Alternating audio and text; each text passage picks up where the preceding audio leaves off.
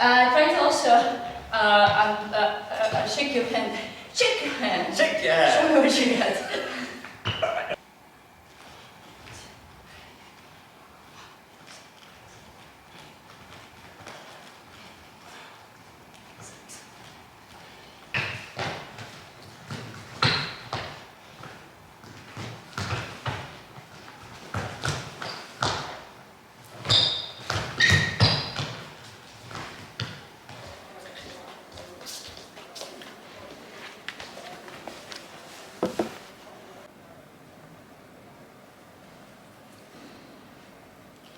In the end of March and throughout April, I've been rehearsing and researching. That was a part of the program I received the support from. I decided that I would like to just focus on the research without a specific result, presentation, and that would be something that I would organize and plan and make it happen. I started research with inviting other house dancers and expanding the concepts I've been researching with Max and the platform, beyond platform, but still bringing their ideas and insights from that rehearsal process to the research with other dancers. So I started first with Kaide, a friend of mine with whom I've been already working and sharing lots of common views on dancing and house dancing. I decided that I'm gonna invite more dancers who has been having house dance, footwork related experiences and have different kinds of sessions, short sessions, to be able to identify more and feel more what is my language I communicate with. I would like to communicate what does work, what doesn't work, and just to find also what sparks joy and what interests me in the research. First week we've been working with some sound textures, with the shuffle sound, with how you can create interaction between each other, what kind of approach to the footwork and body you have to arrange to be able to build your improvisation out of creating that shuffle sound. So it's quiet, it's subtle.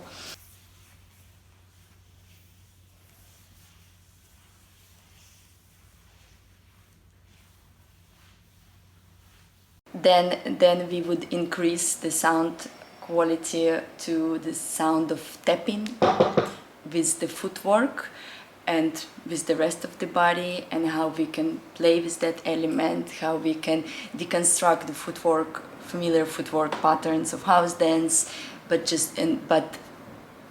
with focusing on the sound the footwork producing.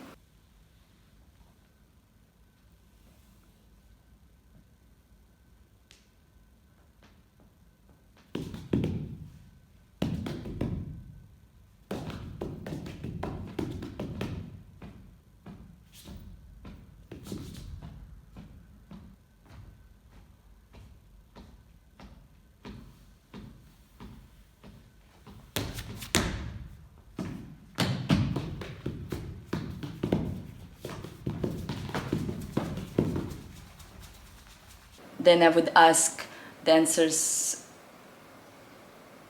compose little parts based on the textural quality of the footwork or sound quality of the footwork, and then I would play with their compositions, randomly mixing it and see what it can bring together and how it looks and how it feels.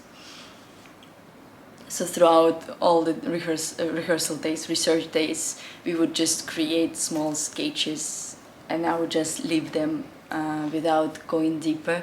So that was my plan, not to investigate deep on each element and subject. That is of course possible, but more like for myself to open up different doors and possibilities and just save them as a sketch for hopefully further on investigation. Then we've been also focusing on the body and flow and groove. I would do some guidance and warm up and share my approach to how I position and bring the movement of my body in space, and then we would put ourselves together and explore dynamic, quality, levels, connection between each other. You have a little bit more attention, so a bit less like that kind of state, more almost zero but still ready, and then I say something, yeah, then maybe you continue that conversation. Yeah.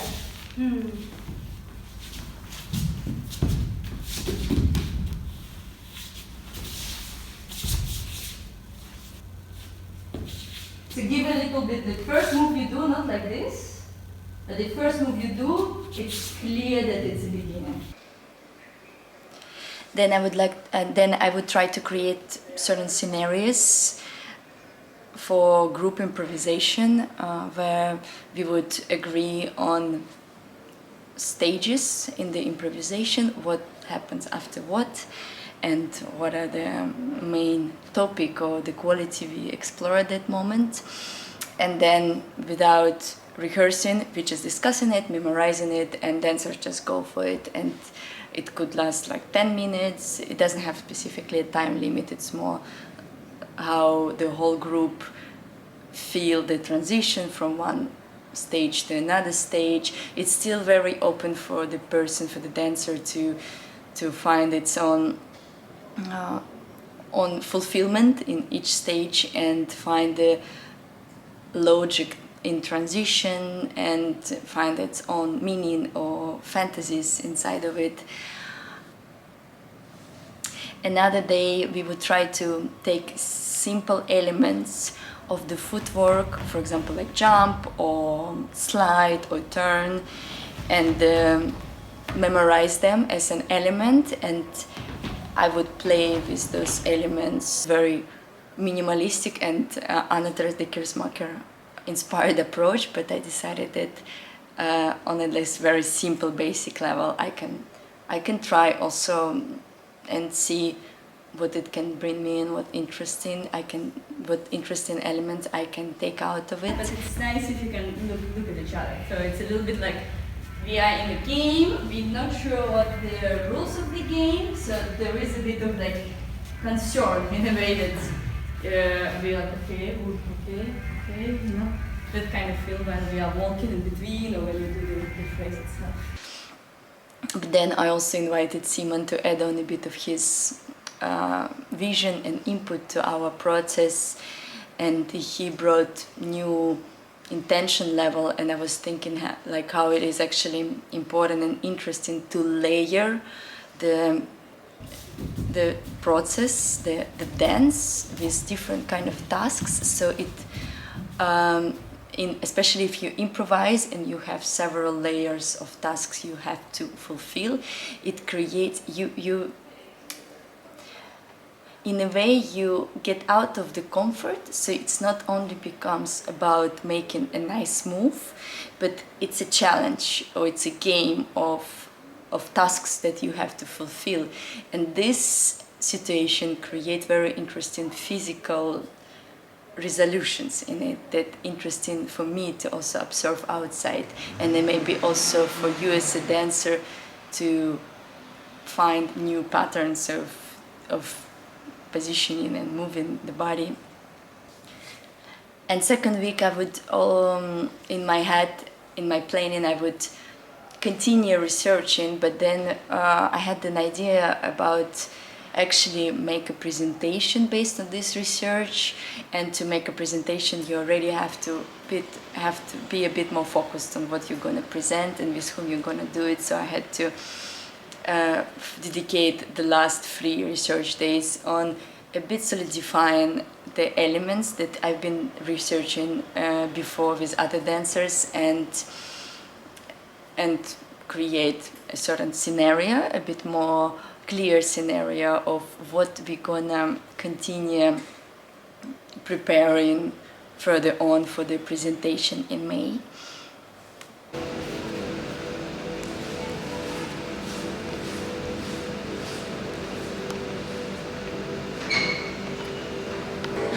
So what was before that count game is the conversation. Yeah. So for us right now, it's important to understand how we start. So then you shoot. You shoot with your legs at the drum, so we create these kind of explosions. And they are based. Yeah, they're based on our conversation, so we can actually find a bit more in the games.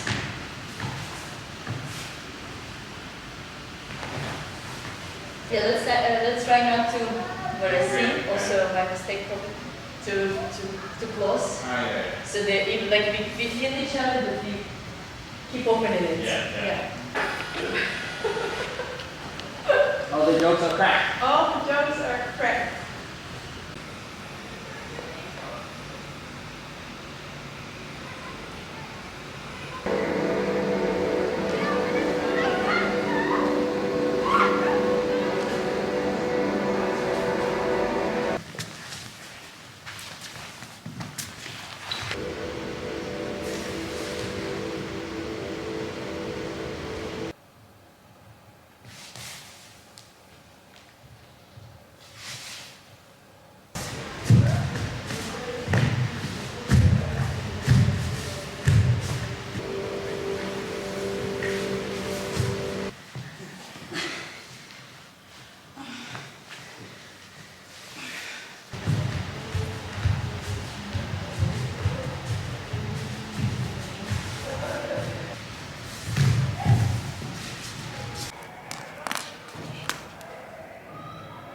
Just checking the date. Today is April 7th.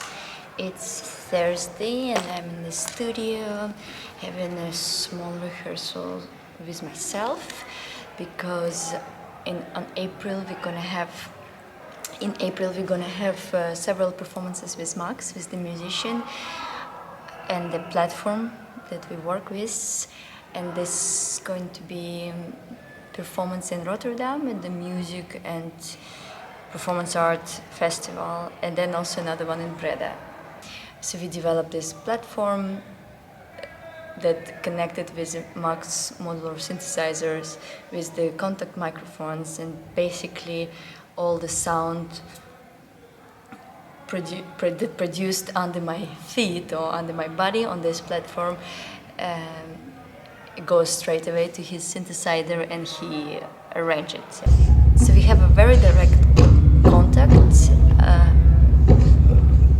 The way he responds to my movement and the way I respond to the sound happens at the moment. So I never know how Mark's gonna respond to the with the sound, to the information that I give through my movement, because I can expect one, but in fact the sound response is different, that change my approach to movement straight away. So first of all, what I realized, that try to set material is not working. Then instead of responding and being very fluid at the moment, I'm forcing something. I was thinking how to prepare for this performance because I want to keep it improvised, and I know I know that it's working better. It feels for me better if it's improvised, and I'm more sincere in the responses. But I still need to create a safe pillow of movements or of certain types of qualities that I can vary from, or I can choose, and I know that they're gonna bring me somewhere else. Otherwise, I'm a little bit afraid that it can be lost in its improvisation without having certain developing. But isn't it then the case of improvisation that it somehow stays in this state of floating and searching?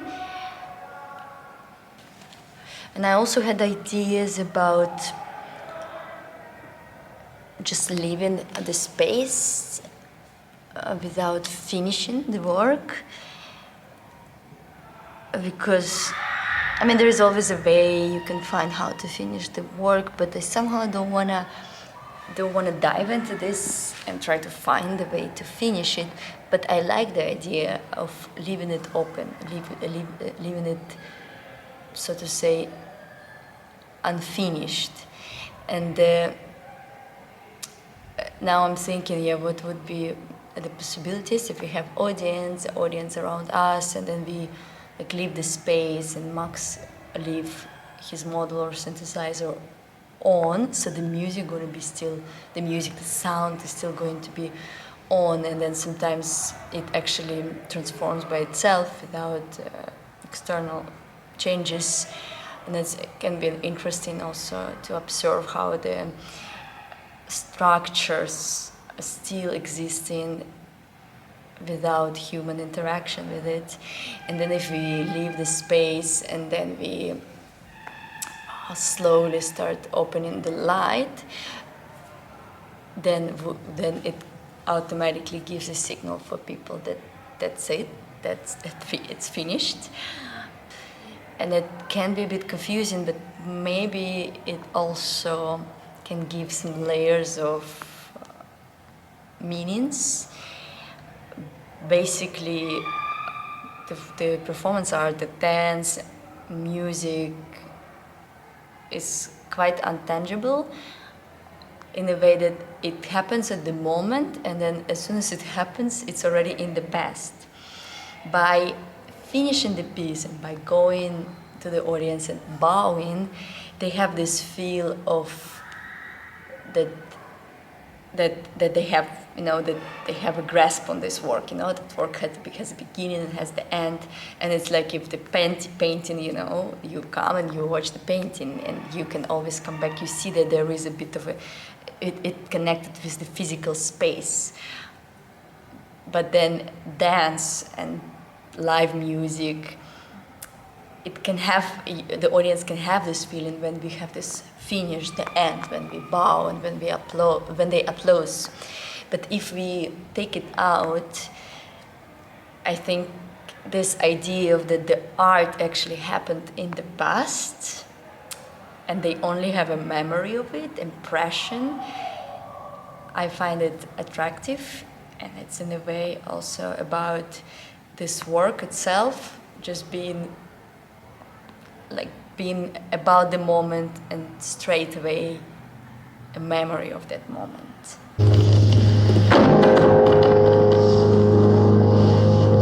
And who's also there to remember. But on a big PA, this goes singing through the room, and then I need to already respond. Because I'm curious on how this will exactly go with big sound system. Yeah.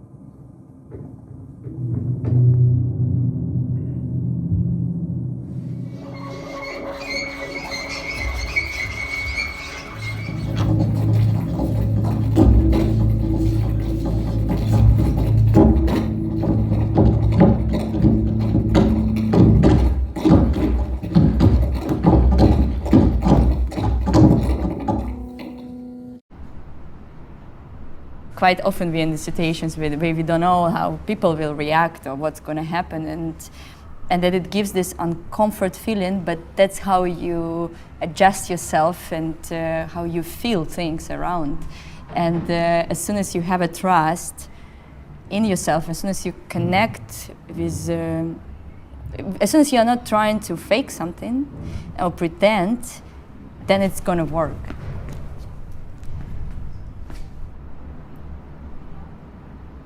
I think I always wanted to open up myself in a space where there is no limits, but I was curious about it, and then I started to reconsider myself, like who am I as a mover, as a dancer, what do I do?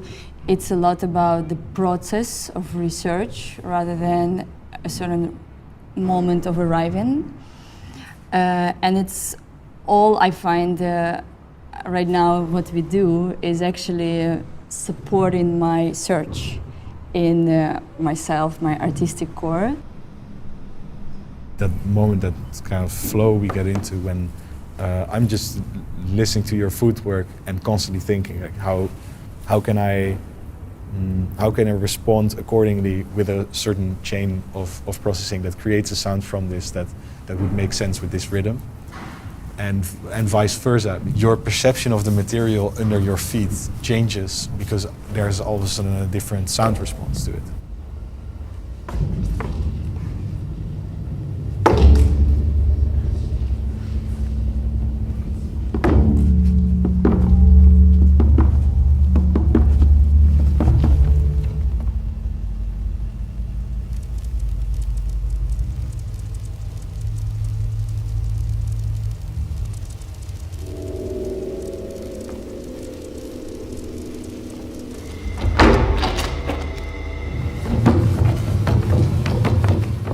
You hear everything going on in physical space. You're responding to it. You're looking at each other. You're sensing vibrations through everything because you're sitting next to each other on the same floor. So this becomes a very multi-sensory combination of improvised thought. That idea of focusing on the process of not being perfect, of not presenting a nice, well-prepared image, but showing the weakness, showing the vulnerability, showing what's behind. That's what is contemporary, you know, what is actual for me in the way I see the world and see myself through this world.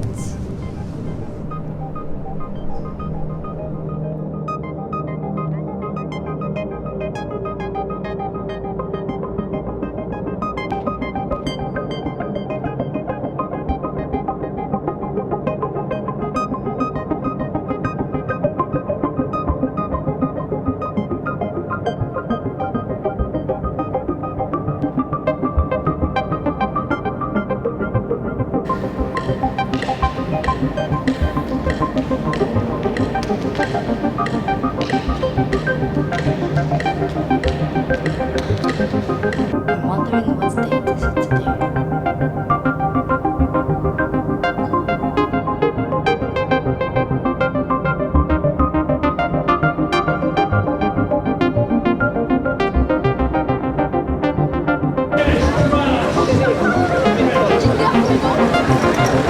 Violated pain, sight, flash pain. If I ever walk around, see nobody take